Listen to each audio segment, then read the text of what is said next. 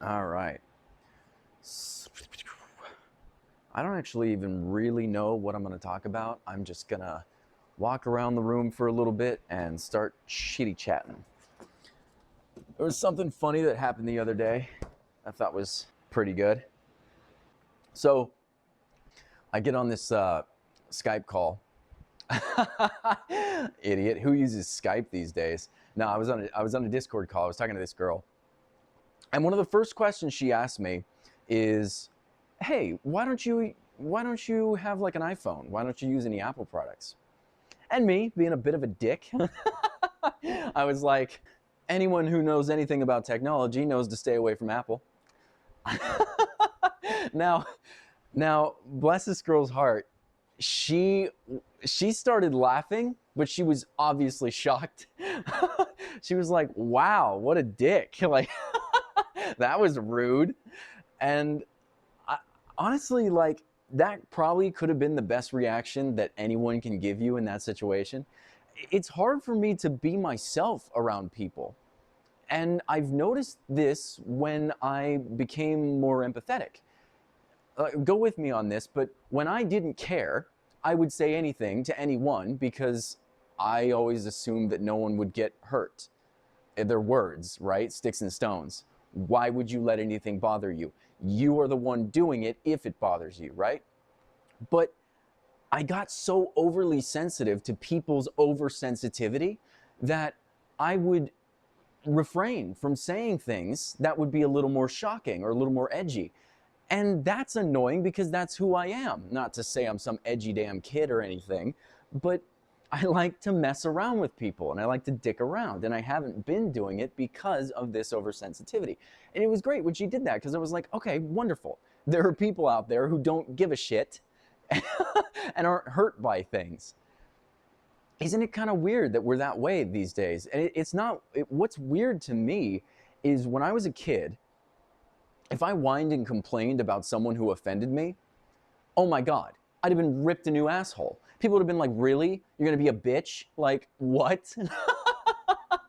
Like, seriously, Barry, you're the one who lets yourself get bothered. Why are you letting what she said even get to you in the first place? If you didn't like it, don't listen to it.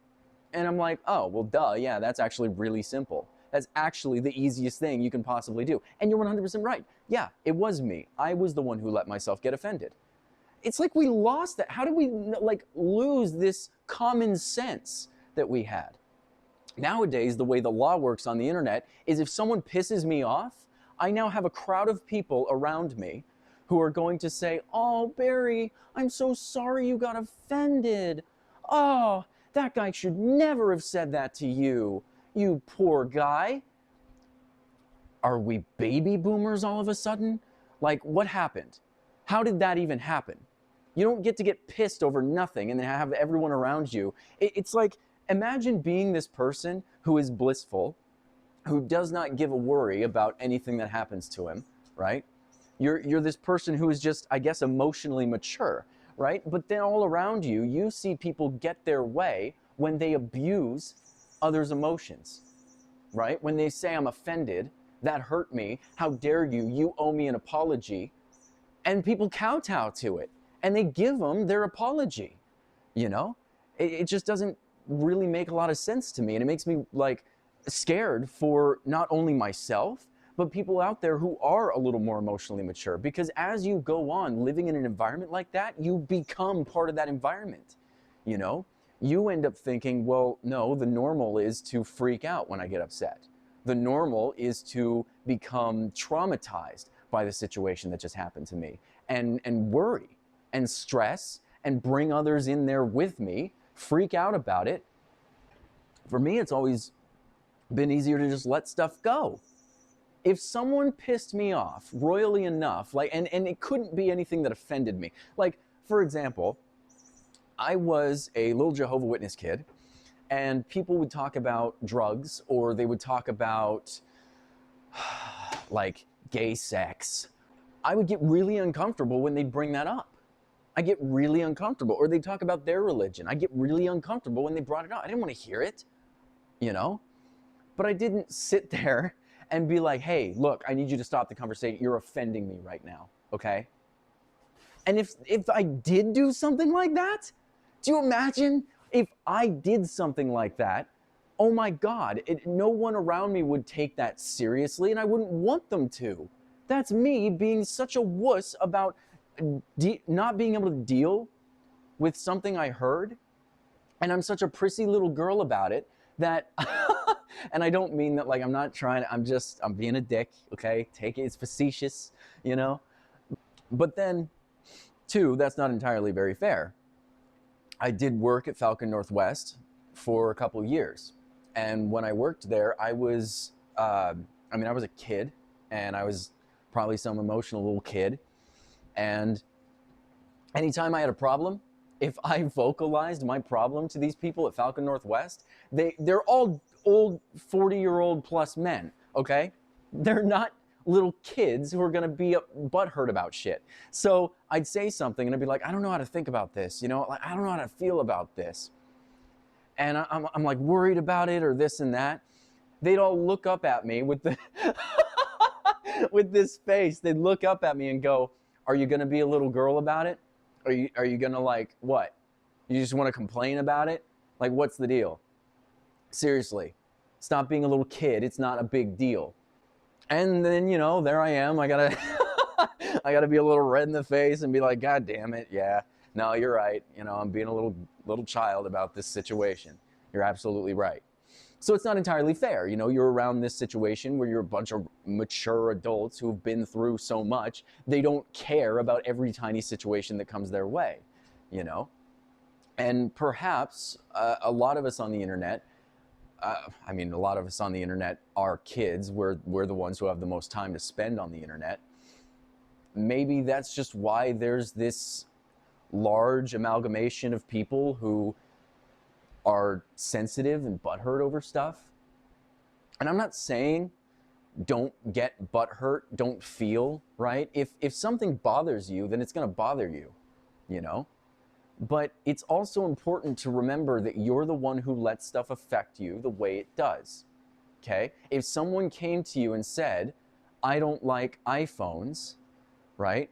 And you get emotionally attached and say, well, God, well, at least it's better than Android. Well, you fucking know anything, man. You know, like, okay. You know, you could have just been like, okay, well, this guy doesn't like iPhones. You know, that's, I don't care. I have an iPhone and I like my iPhone, and that's as simple as it gets. That's as simple as it gets. You don't like iPhones, I like them, and that's the end of the story.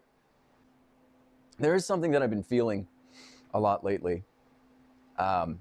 It's almost a bit of a curse. It's like, imagine having a curtain pulled back, and what is revealed to you is like, this is just objective life. Here it is, right? How do I really turn this into an analogy? This is a little larger than that. So imagine this. Imagine you've spent your whole life with one person, right? You believed that this person loved you and cared about you and was, I don't know, just supported you in every way. They're just wonderful, right? And then all of a sudden, one day, someone gives you these glasses and you put them on, and now you can tell the intent of everyone around you. So then you notice this person who you believed once before loved you and cared about you, but with these glasses, they give you this new understanding that, well, actually, their actions prove that they don't. Their actions are kind of selfish, and you never noticed that before. You had actually blocked that off from yourself, from realizing that kind of thing, because, I mean, either you couldn't tell before, or you could tell and you shut it down so that you didn't have to deal with it. It's a very common thing, but either way. The reason I go into this, a friend of mine earlier today sent me a message and said that he feels that there's something missing from his life. And what that thing is someone to share his life and his experiences and his emotions and all that good stuff with. That's what he's missing. And I've felt that before, that I feel very complete, but the one thing that I'm missing is someone else. But then, I don't know, I go back and forth on this one, because you gotta ask yourself, if I feel incomplete and I try to go after things to fix that feeling, am I gonna fix it with things? For example, I could say, I feel complete, but there's one thing that's missing, and the thing that I feel is missing is passion. I don't have something that I'm passionate about. Okay, so then you go out and you discover a few things and you realize that you really love skiing. And you do skiing for a couple years, and then that hole comes back and you realize that you feel complete, but there's something missing. And what was missing? My passion. Well, shit, I thought I figured that one out, god damn it. So then is it fair to go and think, you know, well, the thing I'm missing, I know the thing that I need is to have someone in my life. And if I have that, then every one of my problems is going to be solved. At least in that regard, I'm going to be fine. Is that fair? I often wonder if maybe we jump the gun on certain certain aspects of life that we feel like we have to achieve in order to be successful or fulfilled or alive. Like, for example, America, at least, tells you that in order to be fulfilled and happy, you have to have a partner, someone who loves you and cares about you. You have to have a home, somewhere where you can go and be safe. And you should have kids, someone to carry along your, you know, your lifeline. And I mean, on paper, that sounds well and good, but what about the part that no one is really going to talk about here? Like, what about the part where as you go through your teens and your 20s and you're growing and you're changing month to month, you're literally becoming a different person as you age through your 20s. And I'm sure this happens your whole life, don't get me wrong, but a lot of it is here. A lot of it is right here in the bulk of this time. And you got to ask yourself, is that fair to put someone else through that? Look, I know I love you right now. I know I care about you right now. And I know you're everything I want. But in 2 years, everything I want changed, and I didn't expect to fall out of love with you, but that was you were who the old Barry wanted, not this new Barry. Is that fair? Now, don't go along living that mentality, you know, but I'm saying if that's there, if this thing is here, you know, I wonder if the thing that a lot of us are looking for is not to find that house, to find that job, to get those kids, to have that wife. Maybe it's not that. Maybe the thing that we're all really looking for is the thing that no one's telling us that we need to do. And it's to take the time for ourselves to grow for ourselves. Learn how to love yourself so that when you love someone else, you actually know you're loving them 100%. There was something Daniel Sloss would talk about. If you ever seen Daniel Sloss, he's a stand-up comedian. He's very funny. I actually really like his sense of humor because he's completely over the top. But he does this special where he talks about love.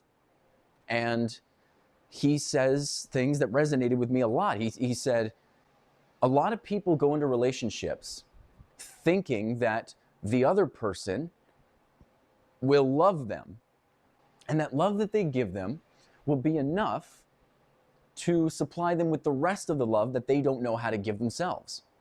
So for example, I know how to love myself 25%. I don't really love myself, and this isn't me like actually saying I don't love myself. This is me just giving this example. It's kind of, you know, breaking it down a little more for you. But say I'm that kind of person. I'm this depressed little teenage guy who, you know, like, I like myself enough to keep myself alive. I'll wash my body and I'll eat. And, you know, but beyond that, I don't really like who I am. I don't know who I am. And everyone around me just makes me feel angry and sick and miserable. And then I meet this girl, and she's awesome. And she tells me she loves me. and I'm giving her all the love I can. But I can only give her love that I know. And if I only know how to love myself 20%, then that's not fair to this girl.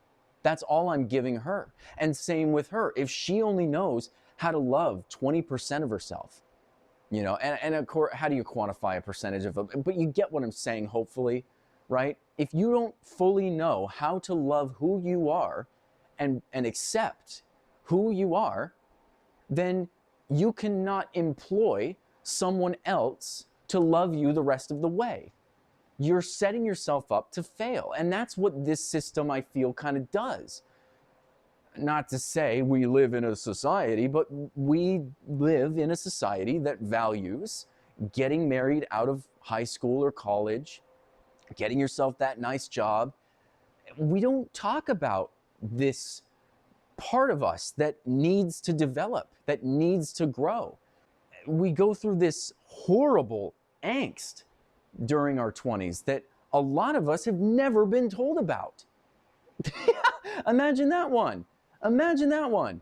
What the hell? Why didn't anyone tell me that? Oh, and this is very fair too. So now I'm 19 years old. I've married this woman. I've had a child with this woman. And now I'm going through all this shit. And I'm making a misery of my life. And I'm making it hard on my wife. And I'm trying to figure out also how to raise this kid. It's just not very fair to us. And I think it's important that at least someone out there tells you that take a second to learn who you are instead of just jumping into this relationship. Now, don't get me wrong. Maybe my buddy does know himself completely. Maybe he knows himself perfectly and he loves himself 100%. Maybe he does. And maybe the thing that would be good for him is to have himself a partner. Maybe. I've just traded passions so many times that I've realized that having a passion is kind of a myth.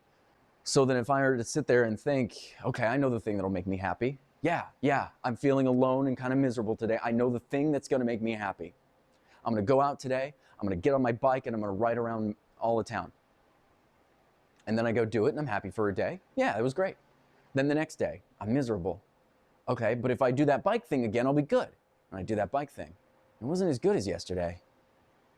It didn't fill me like yesterday's bike ride did. Am I going to do that to somebody? I just don't know if that's very fair.